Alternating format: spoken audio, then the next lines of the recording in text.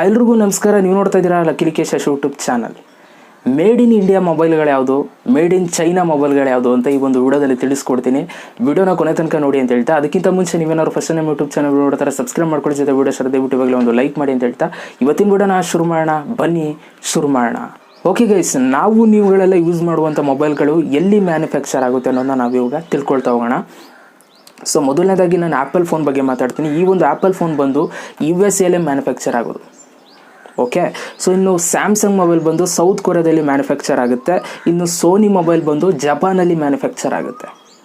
Okay, so ಇನ್ನು ನೀವು ಜಾಸ್ತಿ ಯೂಸ್ ಮಾಡುವಂಥ ಫೋನ್ಸ್ಗಳು ಎಕ್ಸಾಂಪಲ್ ಇವಾಗ OnePlus, Vivo, Oppo, Redmi, Realme ಮತ್ತು ಹಾನರ್ ಫೋನು, ಇವೆಲ್ಲ ಒಂದು ಫೋನ್ಗಳು ಮ್ಯಾನುಫ್ಯಾಕ್ಚರ್ ಆಗೋದು ಚೈನಾದಲ್ಲಿ.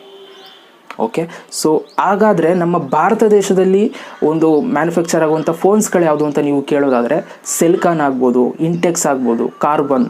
ಓಕೆ, ಈ ಥರ ಇನ್ನೂ ಒಂದಷ್ಟು ಫೋನ್ಸ್ಗಳಿದ್ದಾವೆ. ಜಾಸ್ತಿ ಯೂಸ್ ಮಾಡೋದು ಮೇಯ್ನಾಗಿ ನಾವು ಸೆಲ್ಕಾನು, ಇಂಟೆಕ್ಸು, ಕಾರ್ಬನ್ ಫೋನ್ಸ್ಗಳು.